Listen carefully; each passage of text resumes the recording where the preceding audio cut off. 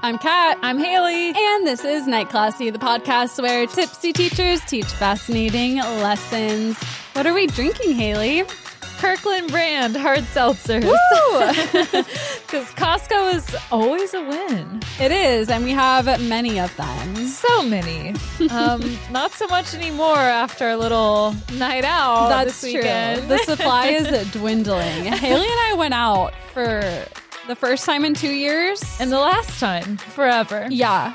We were out and we're like, why don't we do this every weekend? And then later in the night, we found out exactly why we don't do this every weekend. Because we die. We're old now. We died. We can't hang. I cannot hang. We could hang just fine until about 2 a.m. And then we were horrifically sick. So that was fun. Yeah, first time really out since coronavirus. Shit is real. Shit still is real. But we went out and like we went to Beale Street as if we were tourists. And usually Beale Street is like, it's like it's not like Nashville. Like it's not not it's at not all. like Broadway. But we showed up on Beale and it was like Broadway. Like there were people in cowboy boots. It was crowded. We were like, what the fuck is happening? Turns out there was a Luke Combs concert up the street. So the crowd was a little different there than we were used to. Completely. Yes. It felt like we had transported. What's it called when you just like go from one location to another? Not transported. Do you know what? Like automatically. Like teleport. Yeah. It was like we teleported to Broadway because it was. I felt out of place. Oh, yeah, 100%. It was not the usual vibe, but we had fun. We had a ton of fun. And we're all recovered and we're back to our hard seltzers. Yes, we are. Just barely. It's like 2 days later and I can still barely look at alcohol. But luckily these don't taste like alcohol. So we're mostly fine. Take a little sippy sip here and there. Just nurse it. I'm going to milk it slowly for the whole episode. You ruined it. I'm out. I'm leaving. Goodbye. You know what? It would kind of be good. What? Is it like a little bit of like half and half in this mango hard seltzer?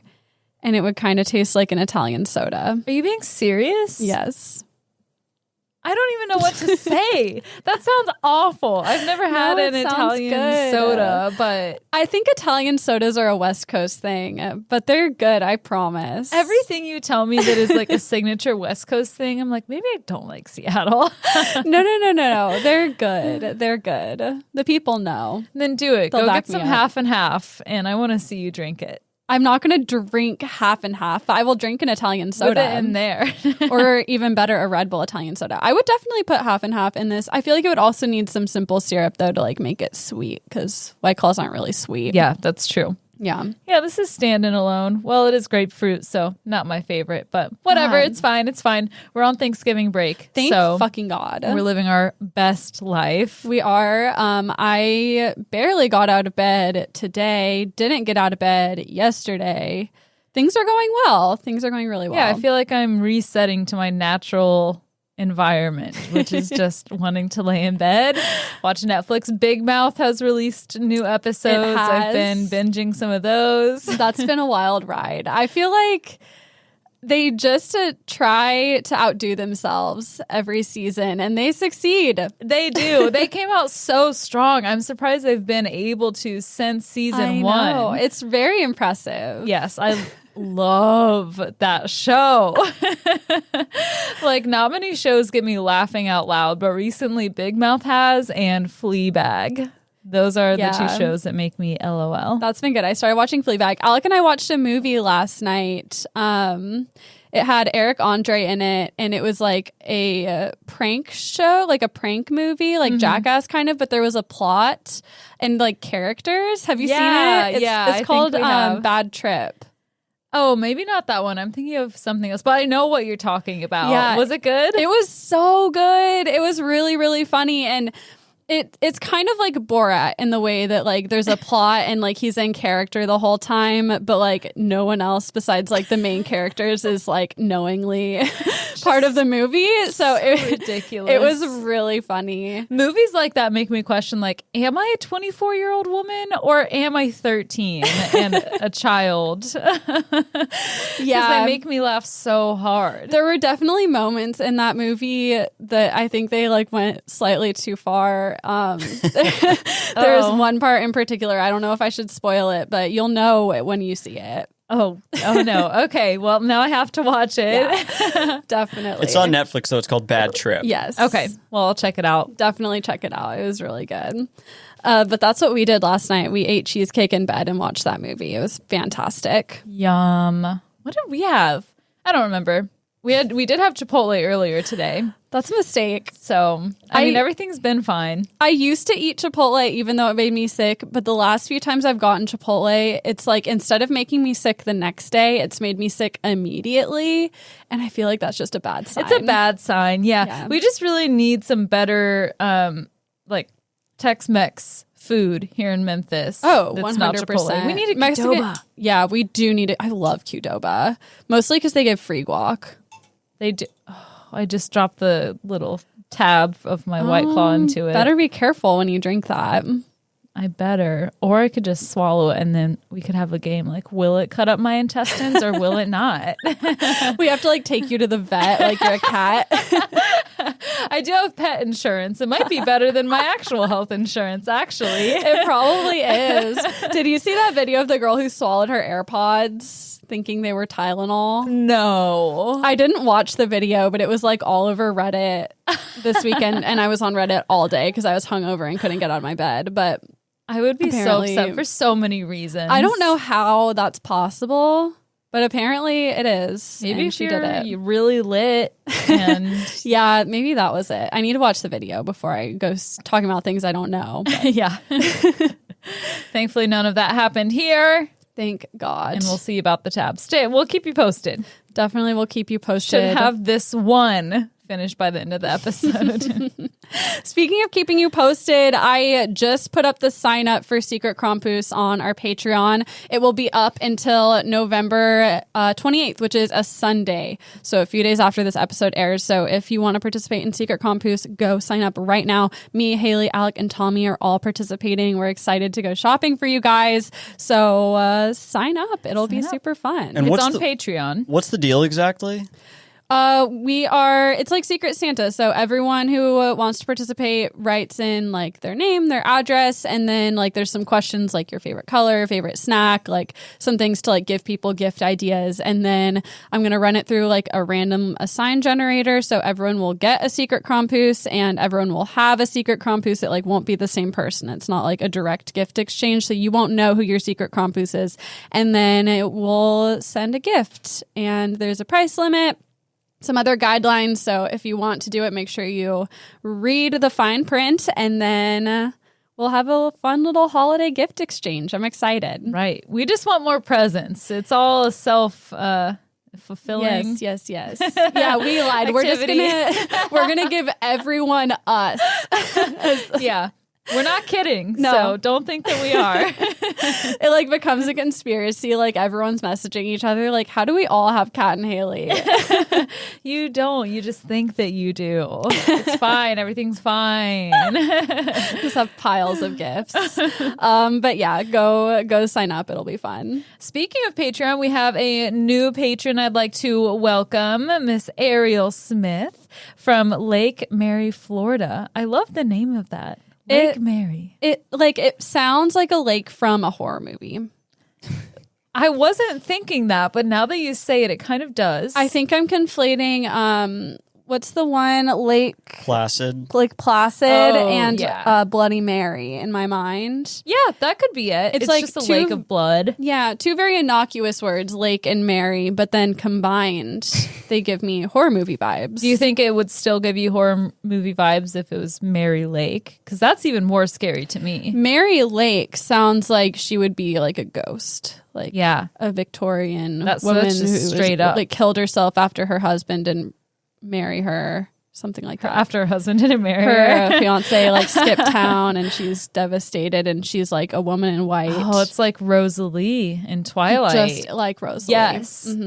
Rosalie Lake. But also not like Rosalie because like her husband and his friends like sexually assaulted her and then she killed them. Yeah, that's true. That is true. A little different. Little different. This completely made up. Spoiler. Yeah, that was edit it out. Cut it.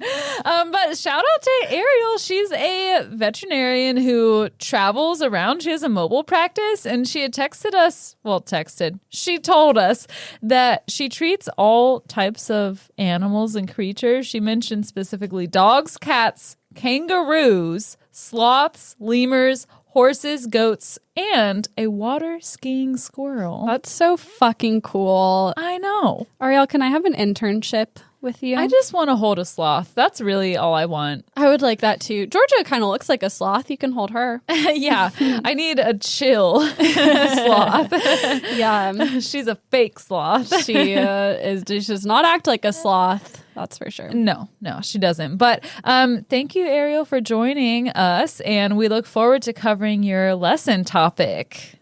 Yeah, Hayley's going to do it. Secret. I'm not going to tell you guys till it comes out. Secrets are no fun. Unless we share with everyone. Hurt someone. On probably the next episode. Get ready. Hopefully this one doesn't hurt. That would be, if anything, it would be Alec like not mixing the audio right and our voices piercing eardrums. I feel like that's the only way we could hurt our physically. Listeners. Yeah. We could like blast like sirens in the middle of the episode, and so anyone who's driving gets in a car accident. Panic. Yeah. Oh my God. Well, you don't want that. No, we don't want it, but that's a way to hurt people. Okay. Well, you came up with that really quick, so I thought about it. I'm kind of concerned. All right. Well, hopefully we don't do that, but you never know. Got to keep you guys on your toes. All right. We breathalyze. We did I blew a 0.051 and I blew a 0.021. All right. So let's get into this. Kat, do you want to take a guess for what the Oxford English Dictionary of the word of the year was for 2021 or what it is? Lit. No, that's like 2014. I know. I feel like it is very on brand for 2021. It had to be like COVID related, right? Yes, it is. It's COVID. No, it's COVID related. Facts. Yes, vax. Vax. Okay. Vax. Do you want to guess what 2020 was? I don't know. I don't like this game. I know. I like the like game. It a lot. I'm winning. I'm like, I don't have to feel vulnerable at all. I get to tell you guys you're wrong. This is my perfect situation. Is it quarantine? No, I will nip that one in the bud. There was no single word chosen because they're like, there's not a single word that could describe it. They're just lazy. No one was in the office. Yeah, exactly. They're all at home. Can I ask a question? Yeah. Is it a new invented word for that year? No, there was just they didn't pick a word for 2020. Okay, but I guess I meant like quarantine is already a word, but vax. Vax is already a word Oh, too. no, they're not always invented words, but let's see. One of the years, 2015, it was the laughing emoji was their word of the year. That would be for 2015. Did my question make sense though? Like, Yes, is it an invented word for that year or no? Okay. No, it's just something I think that is all encompassing. Okay. They feel for that year. In 2018, it was toxic. I liked that. That's a good one. It felt like a little Britney moment. Britney's free. Yes. Woo! Thank goodness. But the reason why I'm asking you this is because I'm going to cover how the Oxford English Dictionary began. And it does not sound interesting from the top, but I assure you there is a part of this that is interesting. She's like, today I'm going to read you a page from the dictionary. And then we're going to make up our own words. Okay, here we go. I hope you are drunk because that's the only way you'll be enjoying this I know. episode. I'm going to need to rewind back to Saturday evening. No, this will be a fun lesson, and I think that you'll learn some things. And there is one part of this story that made me choose this lesson. Let's see when you hear it, when you think you know. Let me know and I'll say yes when or you no. hear the one fun part of this lesson, make sure to laugh. Somebody get this bitch a buzzer. When you give a bitch a buzzer. I would like interesting for 500. Okay. You get through the whole lesson and she never buzzed in, and you're just like really pissed off. She's just asleep by the end of it. You guys listening at home think that this is like one of those sleepy time podcasts this time around. You can use it for that. No, hopefully it's not that. I think it is interesting, but I got in so far deep because I read a very small blurb about the topic and I was like, okay, let me watch this like hour and a half long video thing about it. And it didn't really get into the part that I really wanted to hear about. So I spent like an hour and a half getting all these other details and had to like keep doing more. I hate when that happens. Like it's like what do they call like the self-fulfilling prophecy or like the lost cause fallacy? Yes. Where you're like, I'm in too deep and it's not worth it, but I have to finish it now. So you're going to learn a lot about dictionaries.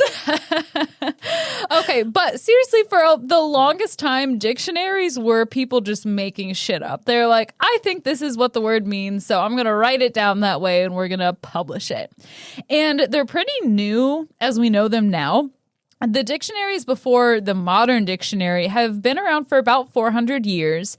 And before that, they were just bilingual dictionaries. So it was really just like translations. I'm so sorry to interrupt, but I think I said lost cause fallacy, and I think it's sunken cost fallacy, and I just didn't want to sound like a dumbass. I knew what you meant. Let me correct myself there.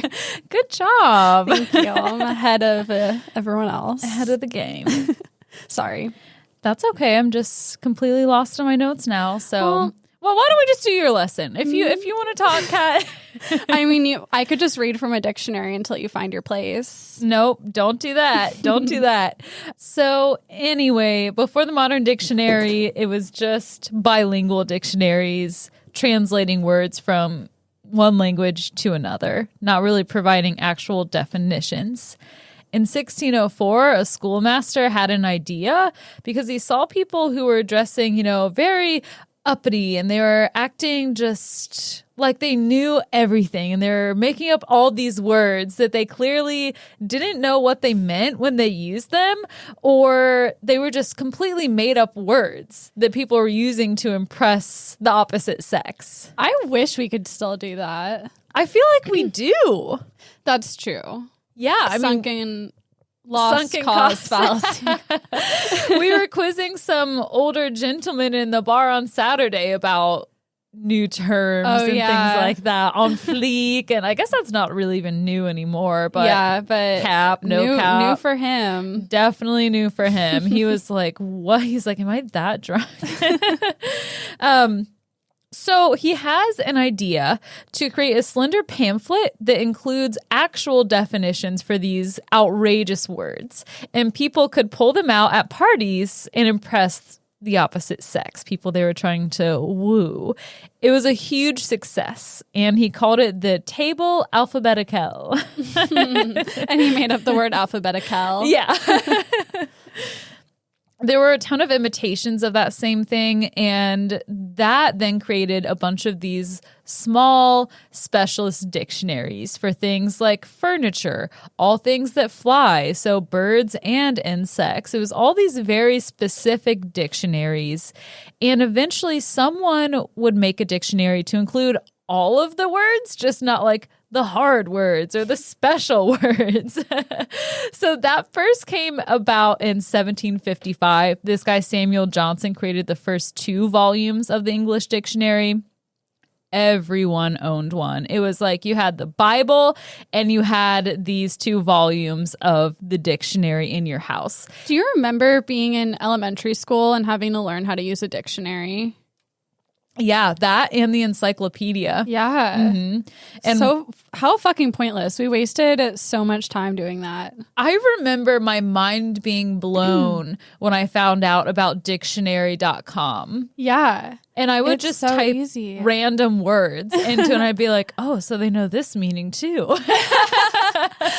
I one time got it in my head. I was probably in like second grade. I was like, I'm going to read the whole dictionary. Oh, do a little Malcolm X? Just to be that bitch. And I got through like maybe the A's and quit. That is quite a feat, though. There are a lot of words in the A section. There are a lot of words. And then also, do you remember just like looking up the word sex? No. Oh, that's like anytime a teacher would like make us do a dictionary activity, that was the first thing everyone did. And it was always like vandalized on that word. What is the definition of sex? There's a lot of them. Yeah. There's like sex as in like male, female, sex as in sex, and I don't know. Yeah, that's true. I mean, I It can't was like, recite seriously, it anymore. like, what is it? Show me. It's for science, yeah. Look it up, Alec.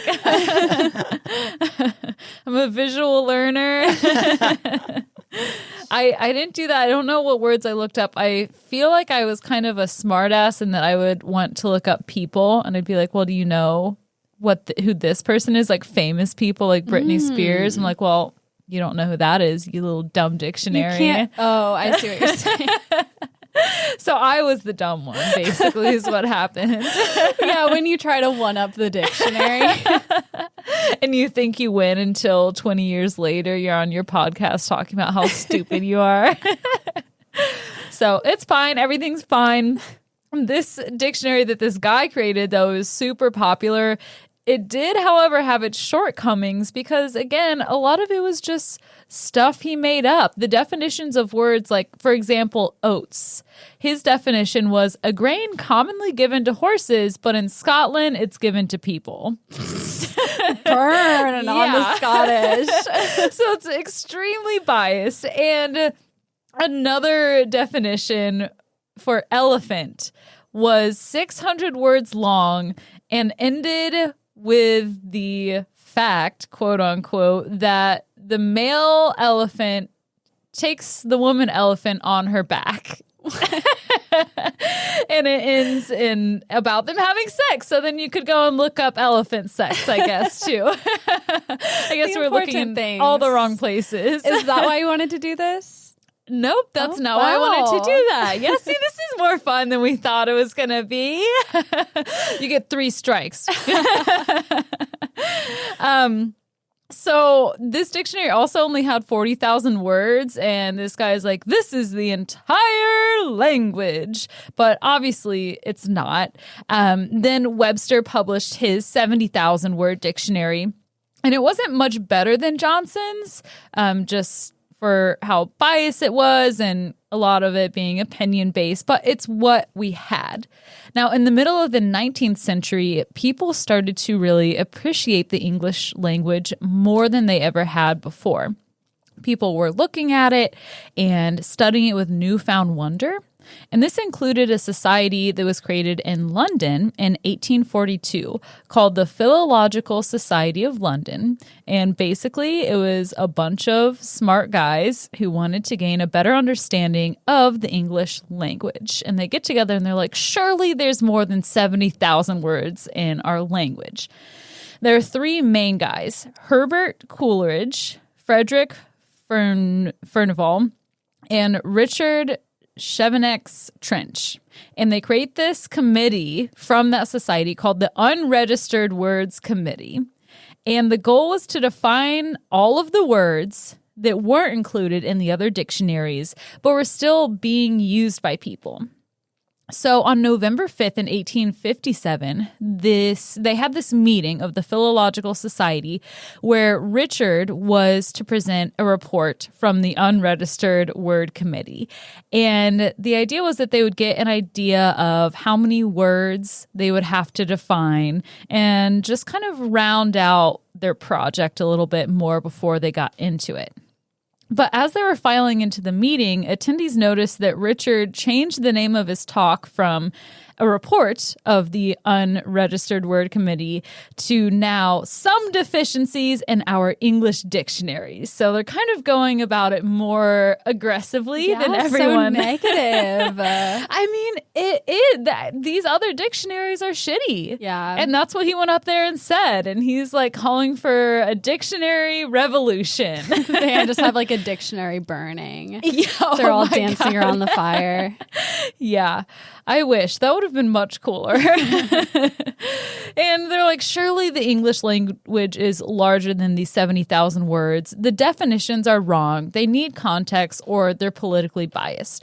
So we must create a new dictionary. It has to be the best dictionary. And if anyone has the right to do it, it's us. It's us, these old British guys. We know English. And the crowd's like, yes. So they're told to come back in a week to map out the details and figure out how they're going to go about creating this dictionary. And they wanted to be sure to make a dictionary that explained to people how words had been used in the past and how they're currently used rather than how they're supposed to be used. And it sounds like a great idea and a really good way to get an unbiased dictionary. But they realized that in order to do that, they would have to read everything that has ever been written. That's a lot of stuff. A lot of stuff has been written. So many words. So many words. I mean, so many things. At least 70,000. And they're all excited, these main three guys. And the crowd's like, oh, that just sounds like a lot of work. Like, I don't know if I want to do that. So you're going to do it? Yeah, I'm rooting for you. Yeah. Am I with you in the same room? Yes. Yes. Am I with you mentally? No, I'm not that dedicated. But I'm still here. I'm here. I'm listening. But Richard's like, no, I have a plan. It can't just be our group, which was about 200 men. It was only men who were working on this. So they decide that they're going to ask everyone who writes, speaks, or reads the English language to help them. They all agree to set out and recruit volunteers. They assembled these brochures describing their project and sent them out in masses to coffee shops, schools, libraries all over Europe, the United States, Canada, and South Africa. Basically, anywhere that the English language was spoken, they were getting these brochures out there, being like, we need your help. We can't do this alone. We need words, and we need them in context and definitions. Who was funding this? So it ended up getting picked up by Oxford, Okay. the university. But at that point in time, they're all volunteers who are just dedicated to the cause. Several of them are professors, and Oxford will pick up this project later on. So this guy, Hubert Coleridge, is elected the editor. He's young and extremely ambitious and super excited for this project. He's estimating that it'll take about a decade to complete and would consist of 4 volumes. So remember that. 10 years, 4 volumes was the estimate. Okay. They asked people to send in as many words as they could, and they wanted it in a very specific format. It was just a piece of paper. They were to write the word at the top and then write down the context of which they have seen or read that word in anything that has ever been published. So it has to be written somewhere, in a play, in a book, in the newspaper. They're asking a lot. They are. Everyone who volunteers is supposed to write every word they've ever seen and can think of and cite where they've seen it and write the definition. Yes and no. People can write, they can send in 1 entry, they can send in 100. It doesn't matter. They're just like, if you would like to be a part of this project, here's how you do it. This is how you have to submit your words to us. Okay, so you're probably looking for like an obscure word. Mm-hmm. Yeah. And remember, their main goal is to define all of the other words that the other dictionaries missed.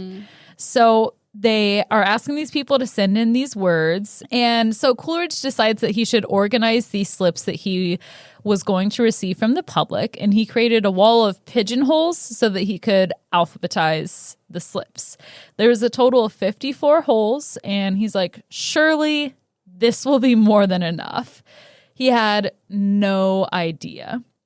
So they got a ton of slips, but not much longer after that, they started receiving all of these slips with these words.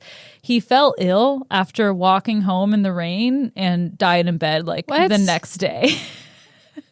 Back then was crazy. I know. It was like you can't even walk places. Yeah. So Coleridge had set this system in place for which the dictionary words would be organized, and the Philological Society had their path in front of them, but they also had to look to the other leaders to see who would take over from there. So one of the other big guys in charge was Frederick Furnivall, and he had a lot of interests. He was a very eclectic person, one of his main interests being women. That being said, his full attention was almost never directed towards the dictionary project. He was the first one to sit there and look up sex in the dictionary and brag about it. Yeah. And he was like, maybe we should put a picture of my dick in the dictionary so that people will know. It's called a dick-tionary. By the way, what does tionary mean? So, believe it or not, under his supervision and split attention, he started to lose many of the slips they received. At this point in time, they had over 2 tons of slips from all over the world ready for their dictionary. They were all organized alphabetically, but after 3 years, all of the H slips had vanished, and they showed up in this villa in Florence, Italy. All of the O slips were stolen and held hostage by a lawyer who threatened to set them on fire if anyone tried to get them from him. And all of the E slips were somewhere else, and it spelled hoe. Oh, you're close. All of the PA slips. Hopa. Hopa. I'm a Hopa science.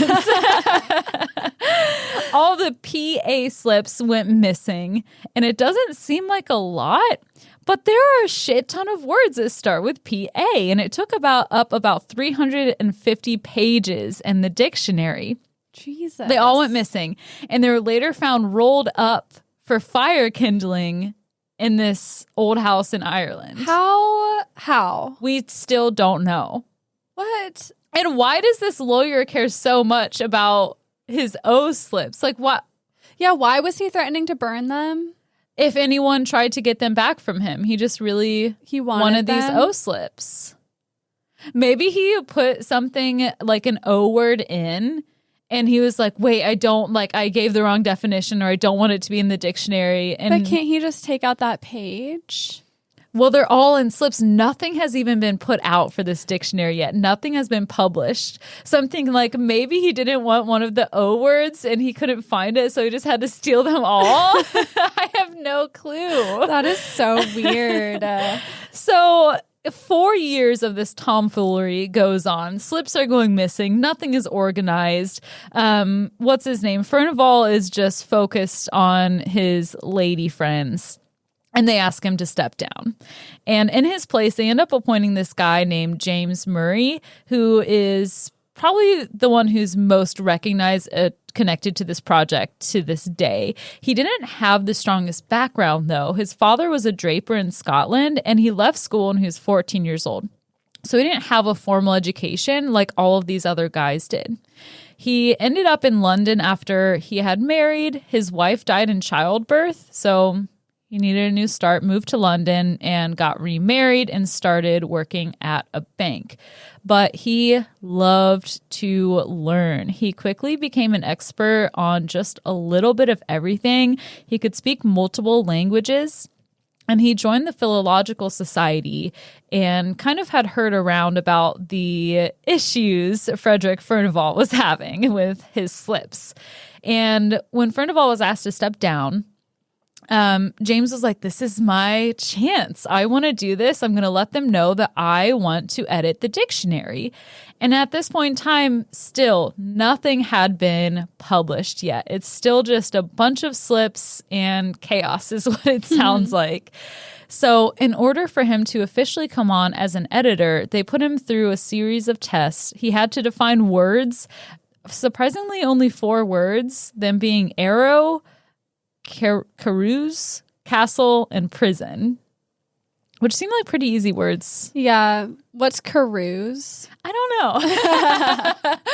But for him, someone who's multilingual, that's a good idea. Carouse seems like maybe a southern person saying cruise. Carouse. It could be that. If I had to guess the definition, I would say maybe some like a ruse, but in California. I was thinking like mix, like a mashup of like peruse and caress.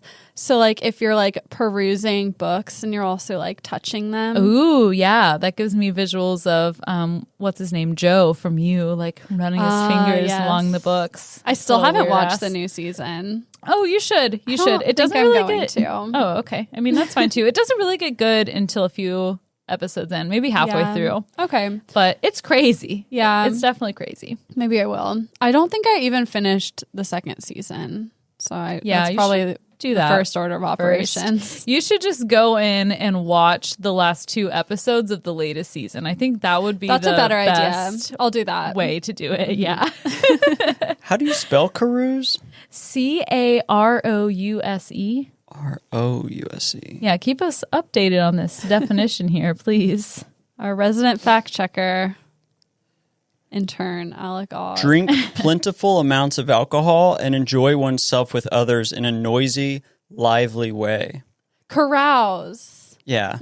Okay, I know what that means. Okay, the guy in the video I watched pronounced it like carouse. He had an English accent. This is not my fault. Carouse. Oh, maybe I'm wrong. Crows. Crows? Crows. I don't know Crows. I don't know. I don't know if that's saying the whole thing. That's what we were doing Saturday. Yeah. Okay. So he did a fantastic job with these tests. They reluctantly brought him on as the editor, but they gave him a chance to prove himself. Now, as an editor, James Murray kicked ass. He got back all of the missing slips, including the ones that lawyer was holding hostage. I bet the other guy was just like too lazy. He's like, let me just make up an excuse that someone's not giving these back to me. They're gone now. What are we going to do? It's over. Accept it. We'll get more O-slips. So at this point, there are now 6 tons of paper. And his wife, Ada, is like, you can't keep these in our house. Because there's still no official place that this project is going on at. 6 tons. That's like 6 car size. That's like a whole things. room. Yeah. Yeah. So they compromise and they settle on James storing them in a tin shed that she ordered for him from a gardening catalog. And he did carpentry on the side, so he put up 10,000 pigeonholes to properly organize all of these slips of paper. They were also in this time able to officialize this dictionary as Oxford University took it on, funded it, and agreed to publish it when it was complete. So they started putting out 350-page fascicles so they could actually have something to put out now that, it was official. And in January 1884, Oxford put out a fascicle containing all of the words from A to and. Do you want to just take a shot in the dark how many words there are? Just from A to and? Yeah. I have no idea. It could be 1,000,000. It could be 500. It's really all don't the know. Same, really. Yeah.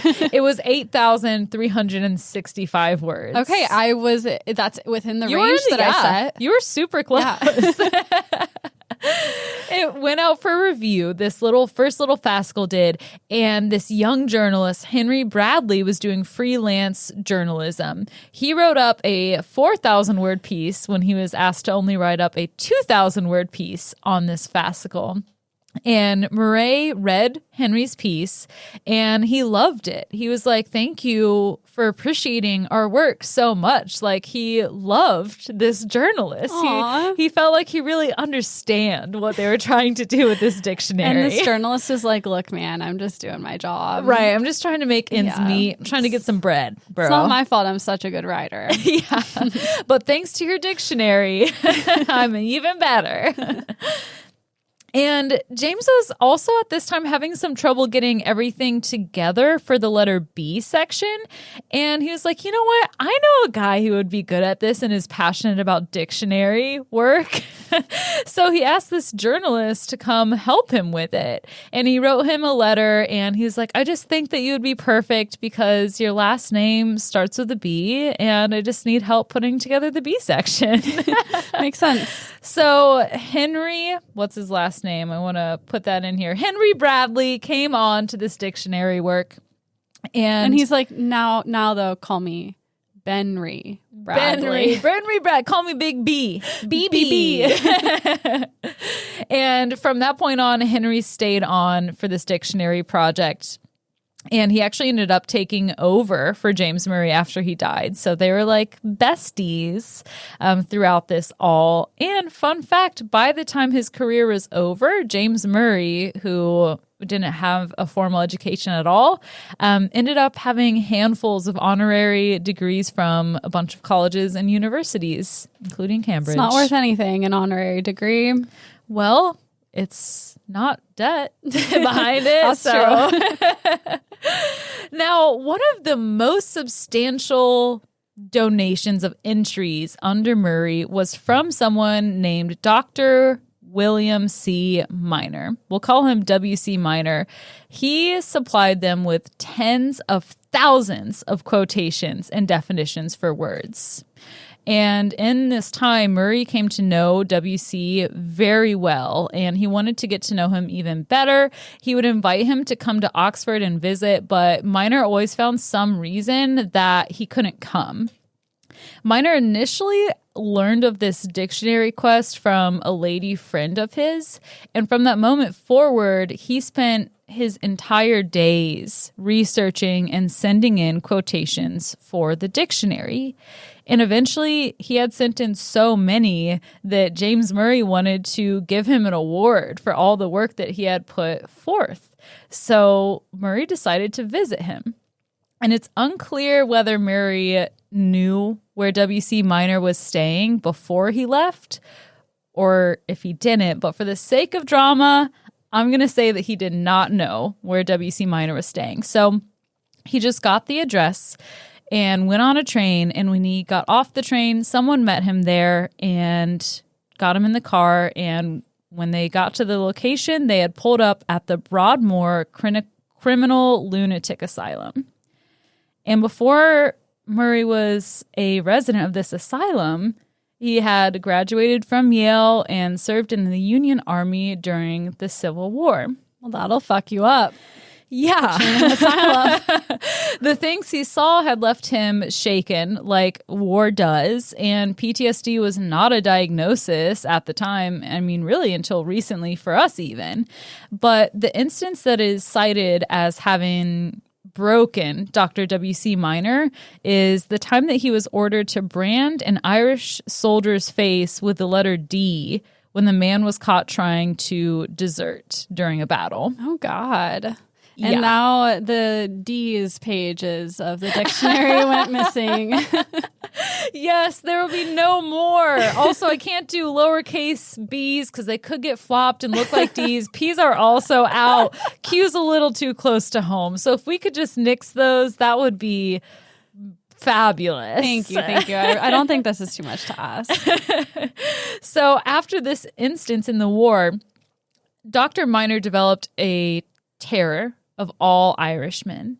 Oh, I thought you were going to say bees. Why is he scared of Irishmen? He should feel sorry that he did that to them. I'll tell you why. Because in modern times, they think that he also developed schizophrenia in his early 20s. After the war, Minor's parents sent him to England to study art. And one night in London, he was walking home and he heard someone walking behind him. and he had hallucinated that the soldier he was forced to brand had hunted him down and was going to kill him. Oh, God. So, of course, W.C. Minor drew a pistol and shot the man dead. After that, he was deemed insane, sentenced to life at the Broadmoor Asylum. Luckily for him, he was very wealthy. They allowed him to occupy 2 rooms. He had a servant and was allowed to engage in all of his scholarly interests. All right. It's not all bad. Yeah, not a lot has changed. Yeah. Money can get you almost anything, and it's disgusting. So W.C. Minor ended up writing an apology and making reparations to the dead man's widow. They developed a lifelong friendship, and she's the one who brought him all of his books and visited him often. And she's also the one who brought him the brochure about this dictionary project in the first place. There are better people in the world than me. I know. That would not be my reaction. Maybe she hated him. You know, maybe she was like, thank you. No, keep your reparation. Just I don't know how she did it. But she did it, and it led to the most amount of entries coming from Dr. W.C. Minor from this asylum. It's suspected that one of his quotes is by Lady Montague to demonstrate the word for murder. Quote, "For thou in law to murder be to kill, in equity the murderers in the will." I mean, to be fair, that's like the easiest word to define. I mean, he did tens of thousands. He might as well have done the whole. And he's really like quoting Shakespeare to define murder. I mean, seems like the perfect way to do it. Seems like overkill to me. If you're going to kill, you might as well overkill. That's true. He's like, the definition is in the fact that I am like doing overkill by defining this word. So like, it's very deep. Yes. You gotta well, read between the lines I here. think he must have been quite deep. I mean, to spend your days just looking up words and finding examples of them, I don't know. Seems fucked to me. It does. But good for him. Now, James Murray, the editor at the time, he badgered the government for years to release Dr. W.C. Minor after finding out that he was staying in this asylum. And he finally did convince a young Home Secretary whose name was Winston Churchill. Oh, shit. In 1910. So he was released. Minor did die later in Connecticut in 1921. And he had submitted the most entries to the Oxford English Dictionary. Wow. Yep. Just a few last things here to wrap it up. The work was painful and it was slow. There started to be a lot of issues and there were publishing pressures, but a lot of people also started dying who had been involved with this project from the very beginning. It was taking so long. James Murray hoped to finish the dictionary before his death, and in order to stay healthy, he would ride his bike around Oxford to stay fit. He was really well known around the town, and people would call him Big Dick. And his 11 children were the Little Dicks. Oh, God. So it's so funny to me that people had senses of humor before I was born. Did dick mean what it means now back then? It was, I think it was funny in the way. I don't know if it meant penis, but it was DICT. Like, I think it was dicked. still a play on words. Alec, will you look I'll look that it up, yeah. Thank you. But I think it was a funny thing. Yeah. Okay. Murray did die in 1915 before the dictionary was complete. And from there, Henry took over full time. Another famous volunteer for this dictionary was J.R.R. Tolkien. He was assigned a bunch of words. He just was basically in charge of all of the words that start with W. So that was a ton of work that he put into it. And finally, on April 6th, 1928, the final word was defined. It is Wyzen, W-Y-Z-E-N, meaning the esophagus or the throat. And the dictionary was complete, officially published June that year. 12 volumes. Initially, they thought it was going to be 4 volumes. It took 71 years. Initially, they thought maximum a decade. And they defined 414,825 identifiable words. But they also recognized that it wasn't complete. It probably never will be, as language is always evolving. And they left a bunch of words out because they're like, I don't know if we want to include these. So, for example, anything that had an adjective to describe where something is from in relation to a country, like America, they didn't include. But then he was like, wow, well, fuck, we should have done that because there's Americanize, things like that. So in the time that they had started it, in the 71 years, there were still 28,000 words that were discovered during that time. Wow. So there's always more. And that is how we got what we know now as the English Oxford Dictionary. That's crazy. That was a good story. Thank you. I liked that. Thank you. I wonder how many words the average person knows.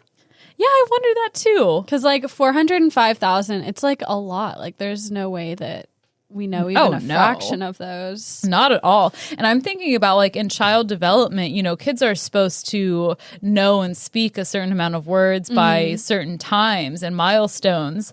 And I was thinking the other day, like, how do you even keep track of that as a parent? Because I surely could.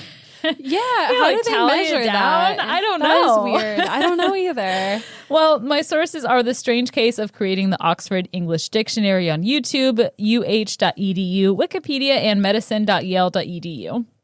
Thank you. That welcome. was fantastic. Do you want me to give updates real quick? Yes, please. Sorry to interrupt. I didn't want you to finish without this.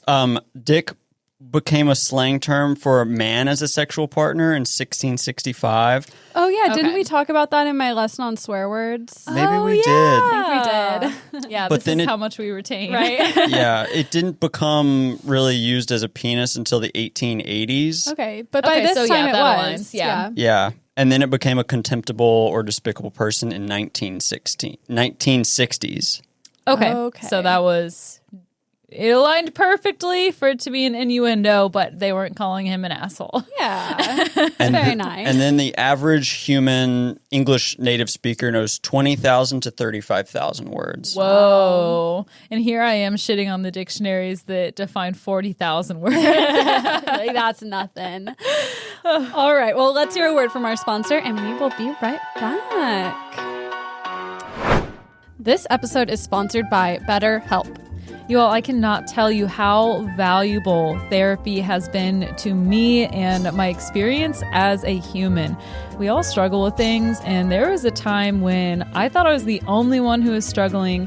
Thank goodness for therapy, because I realized I'm not, and I realized that there is a way to feel better. Without a healthy mind, being truly happy and at peace is hard. The good news is therapy works. But what is therapy? Exactly. It's whatever you want it to be. Maybe you're not feeling motivated right now and you would like some tools to help. Or maybe you're feeling insecure in relationships or at work, not dealing with stress. Whatever you need, it's time to stop being ashamed of normal human struggles and start feeling better, because you deserve to be happy. And now you don't have to worry about finding an in-person therapist near you to help. BetterHelp is customized online therapy that offers video, phone, and even live chat sessions with your therapist. So you don't have to see anyone on camera if you don't want to. It's much more affordable than in-person therapy, and you can start communicating with your therapist in under 48 hours. Join the millions of people who are seeing what online therapy is really about. It's always a good time to invest in yourself because you are your greatest asset. And special offer to Night Classy listeners, you can get 10% off your first month of professional therapy at betterhelp.com/classy. That's betterhelp.com/classy. Thanks again to BetterHelp for sponsoring this Night Classy episode. We are back. I have a very special Horsegirl lesson for you today. Oh, good. Goody. It is also more interesting than it sounds. So what are you trying to say? That yours didn't sound interesting, and then it was. Same, but also same. All right. It is the 1968 Kentucky Derby, and Dancer's Image, a 3-year-old gray stallion, won by a full length and a half. And that's a pretty long win. Define length. I think it's a length of a horse. Oh, okay. So he was like a full horse and a half in front of the runner-up. Oh, dang. His owner, Peter D. Fuller, was elated at the victory party, having just won the $122,000 prize. And that's roughly $942,000 in today's money. Oh, my God. It's a chunk of change. I would just die right now. You're like, this is the happiest I've ever been. I can't keep going. Truly. And once you have a horse that wins the Derby, you make so much money, as using that as a stud horse. You sell your horse's semen and you make a lot of money. What? Yeah. I've never even thought about that. I feel like I knew that, but I blocked it out. Yeah, it's not a fun image, but that's what happens. Everyone was super happy until 3 days later when Dancer's Image's trainer, Lou Cavaleris, was contacted and shocked to hear that Dancer's Image had been disqualified and stripped of his win. What? The reasoning behind this decision is steeped in controversy and has led to decades of speculation and mystery. Yay. Before we get into it, I want everyone to understand exactly how massive of a decision it is to strip a horse of a Kentucky Derby win. Dancer's Image was the first, and besides Dancer's Image, there's only been one other horse stripped of the title, which was the 2019 winner, Maximum Security. And I actually watched that race, and it was really crazy to go down because it's not a normal thing for instant replay to dictate the winner of a Derby race. We're so used to that in football, but it is unprecedented, and everyone was freaking the fuck out. His win was immediately questioned after instant replay showed that he broke the rules by intercepting the paths of 3 other horses: War of Will, Long Range Toddy, and Country House. What does that mean to? So what had happened was, I sound like one of my students. What had happened was, anyway, he had been running along the rail, and he kind of went inward and went over in front of the other horses. He intercepted their paths basically and forced them to go off track. Oh, I see. And it was a really rainy day. The track was super muddy, so they're not sure if it was intentional or not. It was a really messy race. So officials reviewed the tapes, and it was an interception basically, and the win was awarded to Country House an hour later. Oh my God, they should just redo the race a month later. They can't do that. Why? Because it's the Kentucky Derby. They did it one time. Do it again. Make more money. They redid the race one time? Yeah, they did the race they did one the race time. once. They could do it again. That would be really crazy. That they did not do that. The declaration rocked the racing community, and even President at the time, Donald Trump, weighed in on Twitter. I know, oh my God, all shocked. I thought you were still talking about 1968. Oh, no. This was wait, 2019. wait. 2019. Do you want to know what he blamed the loss of this race on? Covfefe. Political correctness. What? The tweet read, "The Kentucky Derby decision was not a good one. It was a rough and tumble race on a wet and sloppy track. Actually, a beautiful thing to watch. Only in these days of political correctness could such an overturn occur. The best horse did not win the Kentucky Derby. Not even close." That horse pulled itself up by its bootstraps. It made a life for itself. I mean, this tweet blaming this on political correctness is stupid and I don't crazy. even know what he means, actually. How? Well, if you watch the race, I do not see what he means by the political correctness thing. That's just dumb. But this horse was way in the lead the entire time. This horse was definitely the fastest. So it's true, I guess, that the best horse didn't win. But also they have to take these rules seriously because horse racing is so dangerous. If you're intercepting someone else's path, you could kill someone. Yeah. So it's important to follow the rules, and it makes sense to me why he would be disqualified.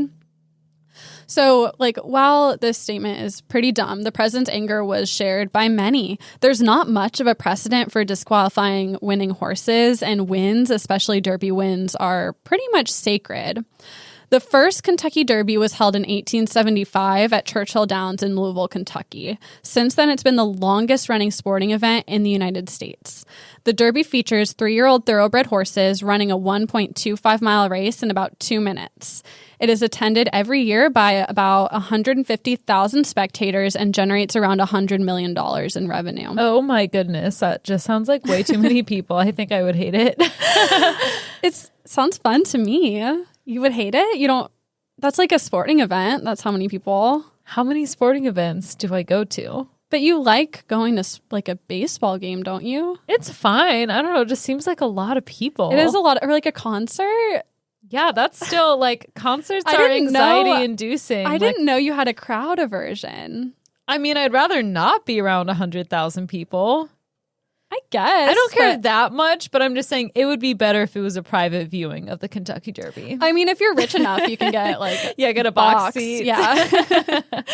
The Kentucky Derby's founder, Meriwether Lewis Clark Jr., grandson of famous explorer William Clark, was famous for throwing these huge, extravagant parties. He was inspired to create the Kentucky Derby by elite racing facilities in England and France, and pictured the event as a place for the city's most stylish and elite to congregate.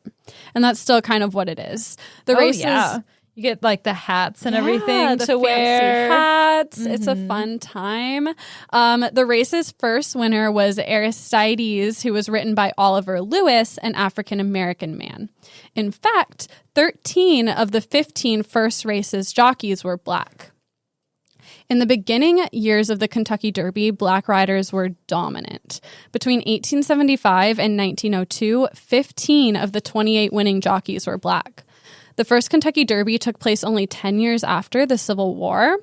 And so before the war, in the plantation economy of the South, African-American enslaved people were the ones taking care of the horses. Okay, that makes sense then. Mm-hmm. I was like, wait a like how did that transpire? Yeah. Okay. Yeah. So they were the ones, caring for, riding, and training the horses, doing all the dirty work that the white people didn't want to do. So they were the ones with all the experience and the relationship with the horses. So many of these formerly enslaved men, once made to do these tasks, transitioned into jockeying in the decades directly after the Civil War.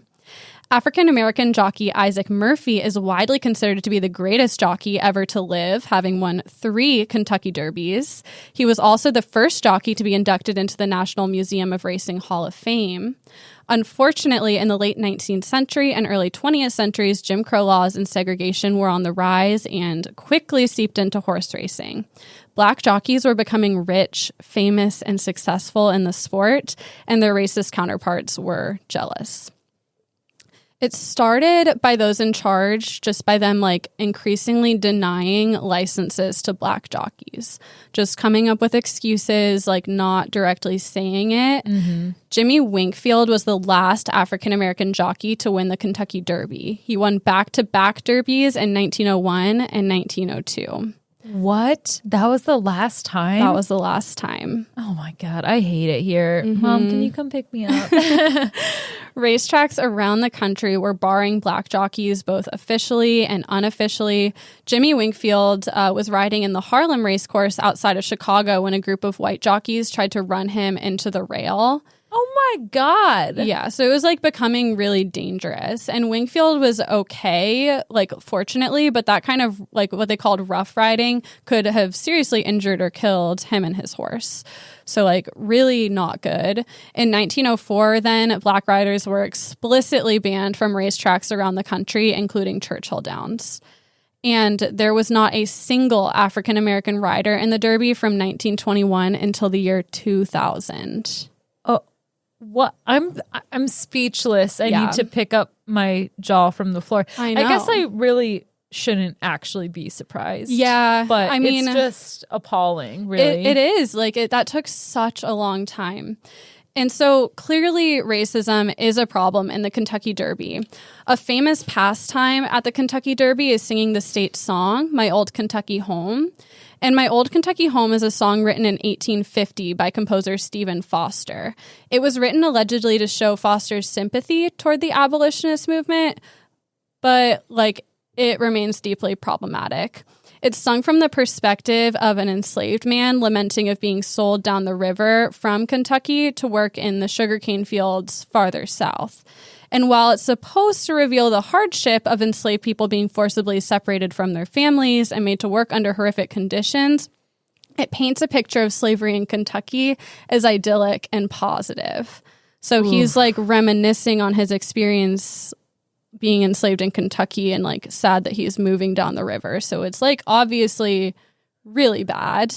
And this song has also long been associated with plantation culture and blackface minstrel shows. So not good. And they still sing it. Issues with that. Pretty much every turn you take. Yeah. Big issues. And admittedly, the lyrics were changed to be less overtly racist in 1968, the same year that Dancer's image was stripped of his win. Just end the song. Choose a different song. Right. Choose Kentucky. A different song. It's not that hard. You can change the lyrics, sure, but we all know what that song is, or at least you should if you're singing it. Yeah.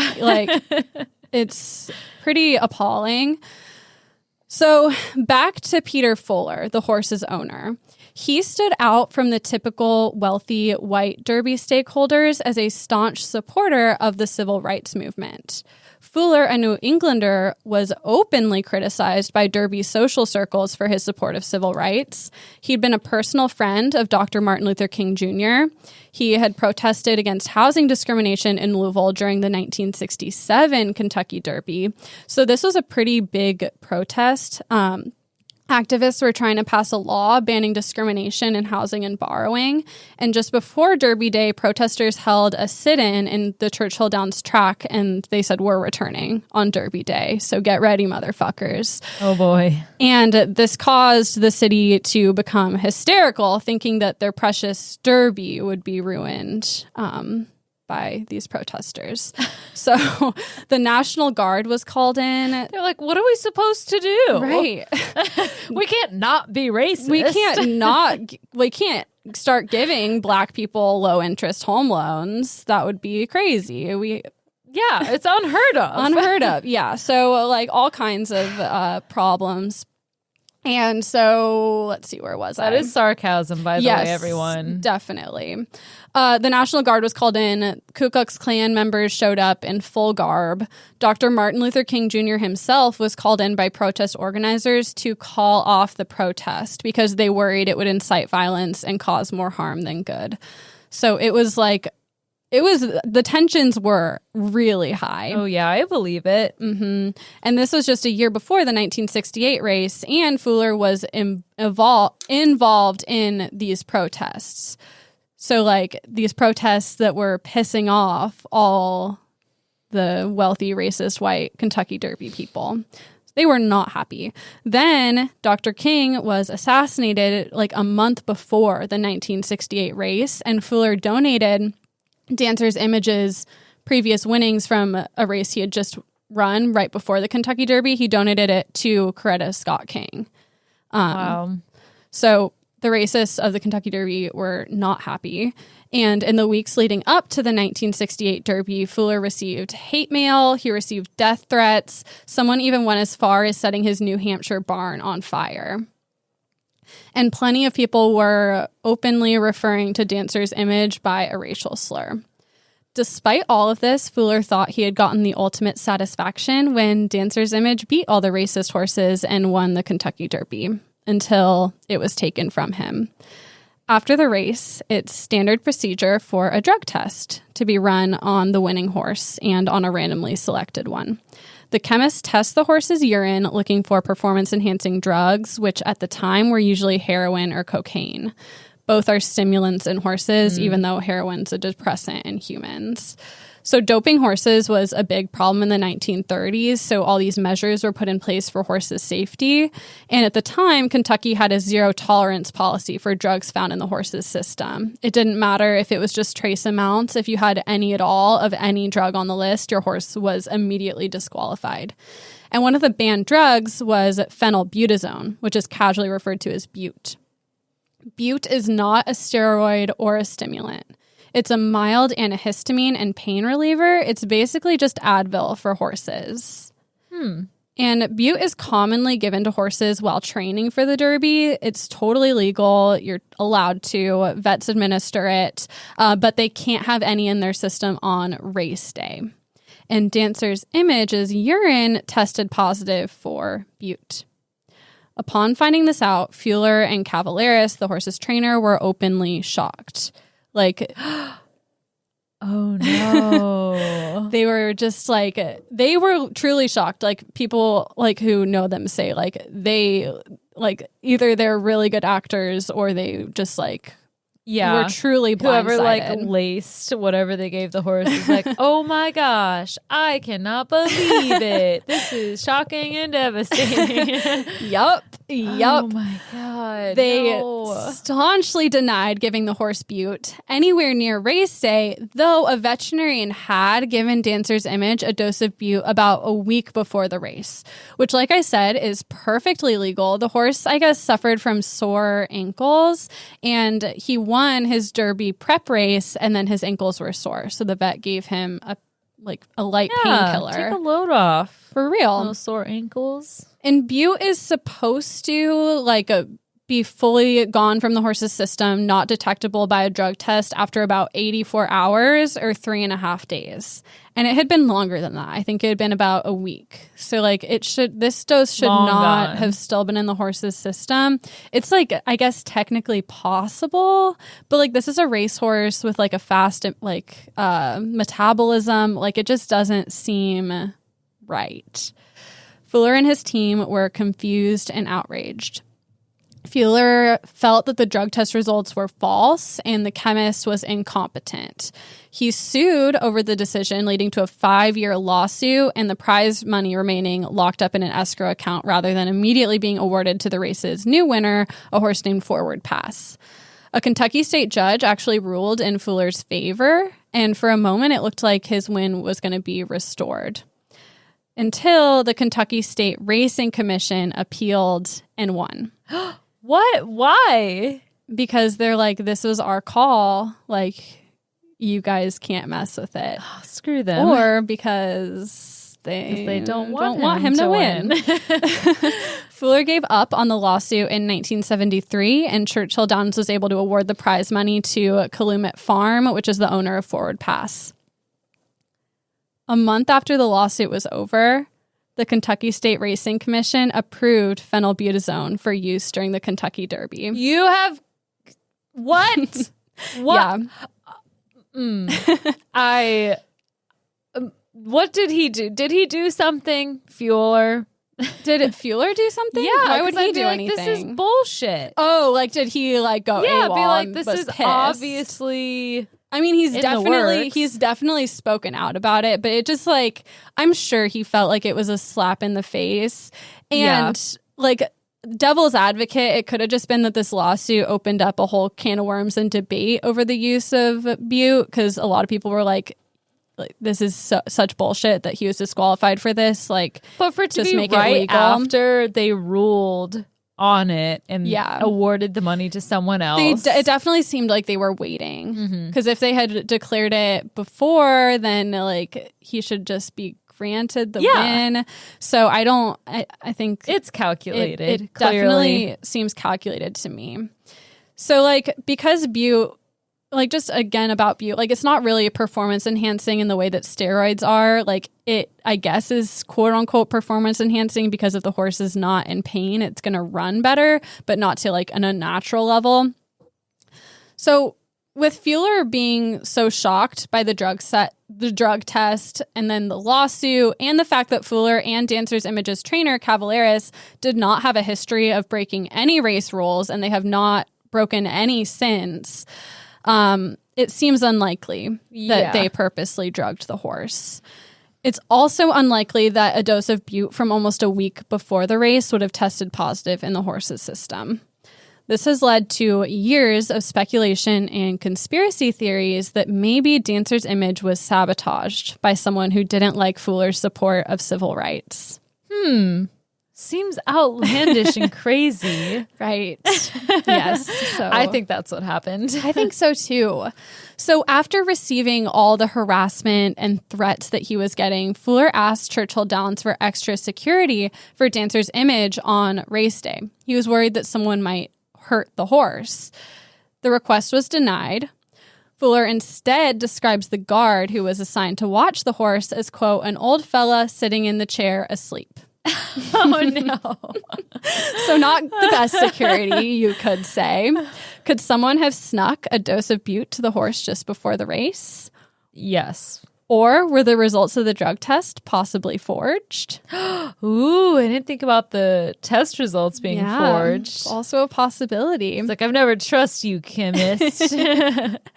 Fuller and his daughter, Abby Fuller Catalano, they think so.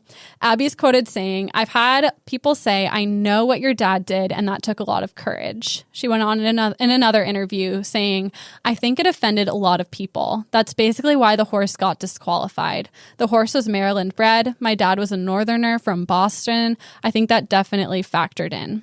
And Fuller himself also believes that the horse was disqualified for his support of the civil rights movement. After this happened to him, he vowed never to return to Churchill Downs, even though he had another horse that he knew could win the Derby. That horse's name was Dancer's Revenge. I love it. So race and discrimination is still an issue in horse racing. It's obviously not a very diverse sport, and it's important to recognize the black jockeys who pioneered the sport in the United States. The Kentucky Derby has historically also been a popular event to protest at because of all the attention it receives. Activists called on Churchill Downs to cancel the 2020 Kentucky Derby in the wake of Breonna Taylor's murder by police. They, I know you're shocked, went ahead and had the Derby anyway, even though there were that's $10 million, right? $100 million. Oh my God. Yeah. But there were 200 to 300 activists protesting outside. Sam Aguirre, the attorney who represents Breonna Taylor's family, owns a thoroughbred racing operation and named a horse after Breonna Taylor. That horse ended up winning a race at Churchill Downs on Derby week while Breonna's family watched in support. So that's kind of heartwarming. I like that. Yeah. Obviously, that's like not a ton. Like the race probably should have, or definitely should have been canceled. But it did help bring attention to the cause. People were like hashtagging Breonna Taylor's name during the race and that kind of a thing. So that was good. And Breonna's family seems to have supported it. Aguirre's wife actually was the one to decide to name the horse that because according to her, it's, quote, resilient and beautiful. Racehorses. And so, like, that kind of wraps up that segment. I just want to, like, make a clear segue. And so it's definitely, like, complicated. I think it does seem to be getting better. That horse was pretty well received overall with Breonna Taylor's name. But clearly still an issue.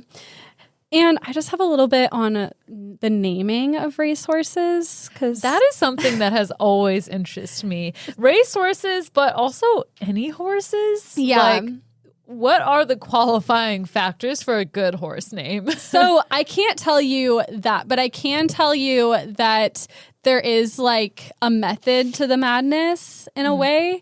So racehorses get their name their second year of life. Typically, they're not named right away, and their names can be changed at any time before they run their first race. So horses will usually start racing like when they're 2, which is pretty early. Like most horses don't start being ridden that early, but for thoroughbreds they do for some reason. And so like their name is finalized in that second year. Is it a superstitious thing that it can be changed up until that first race? I think once they race, their name has to go into a database and it has to be approved by the U.S. Jockey Club. So I think it's just like once they're there, like it just has that's their name and that's that.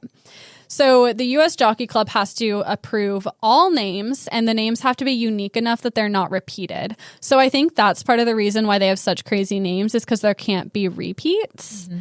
And if a name is really old, sometimes it can be repeated. But really famous names like Seabiscuit are off limits forever. They're retired. There's a pool of 450,000 active names that can be used in different combinations. Whoa. So that's a lot of as names. much as the dictionary. Yes, the dictionary of horse names. They should just combine them, really, I think is what they need to do. That would be crazy. I would love a coffee table book that's the dictionary of horse names. Oh my gosh. Everyone listening, if you get cat for secret Krampus, either one. I've never said it out loud. I think it's Krampus. Krampus, neither. That's what she needs. That's what I want to make it happen. There's an 18-character limit and a rule against vulgarity. And so I'm going to end this lesson with Britannica's picks for the 7 weirdest racehorse names. Ooh, yay. And then I want to know what you would name your horse. My horse's name would be, what was it, Alec? Pistachio Diplomat. Pistachio Diplomat. Yeah, that's such a good horse name. We came up with that this week.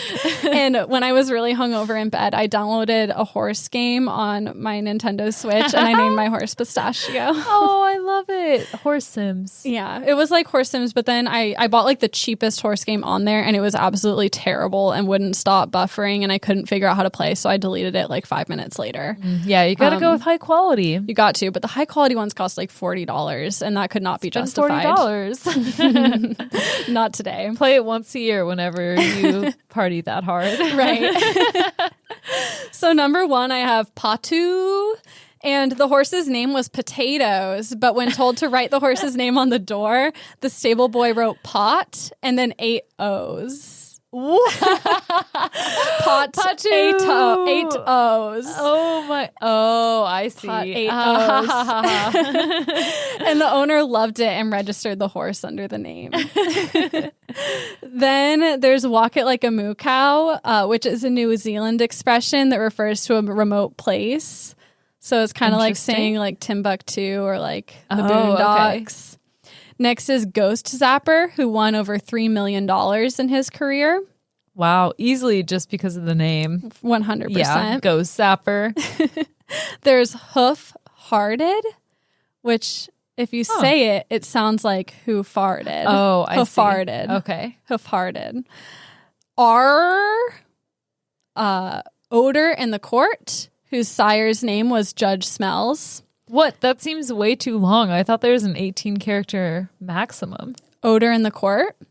That's not 18 letters. Oh, I thought you said something much longer. Maybe you were saying... Well, R was the one before that. I don't have an explanation. Oh, just R? A-R-R-R-R. In all caps. R, like a pirate. Okay. I think it was the barn's name or something.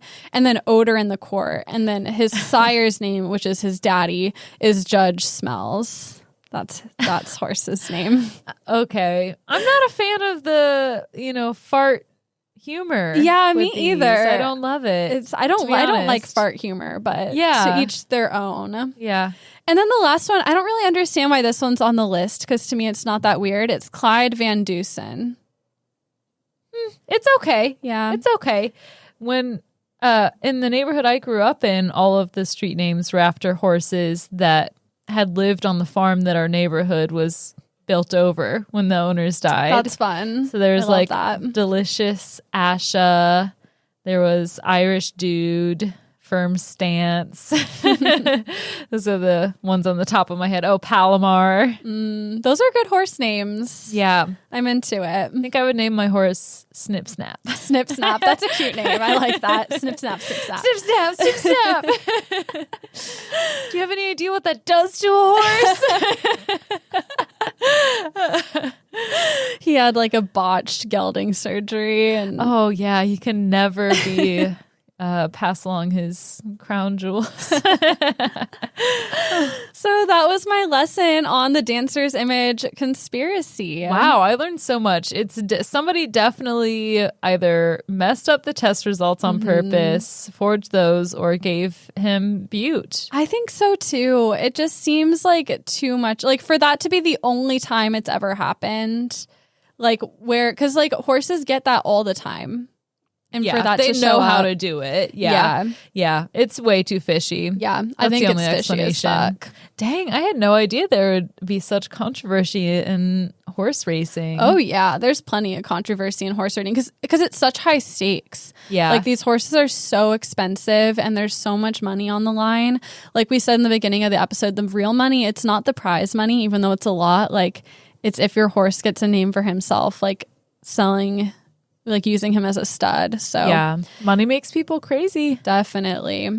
My sources are Vox.com, Wikipedia, The Washington Post, a History.com article called In 1968, the Kentucky Derby winner lost its crown for a drug most horses now take by Becky Little, ThoroughbredDailyNews.com, Fool.com, Wave3.com, and NBCNews.com, SongsOfAmerica.net, Horsetalk.co.nz, womenofAgeRidingHorses.com, CNN.com, and Britannica.com. And that's that on that, bitches. Wow, thank you so much, Horse Girl. You're welcome. I hope you learned some things. And thank you all so much for listening. Please remember to rate, review, and subscribe. Tell a friend. Follow us on social media. Share us on social media. Maybe even join our Patreon. It's not too late to jump in there for secret Krampus. Thanks again for listening. Thank we you love you so much. And 3, 2, 1, class dismissed.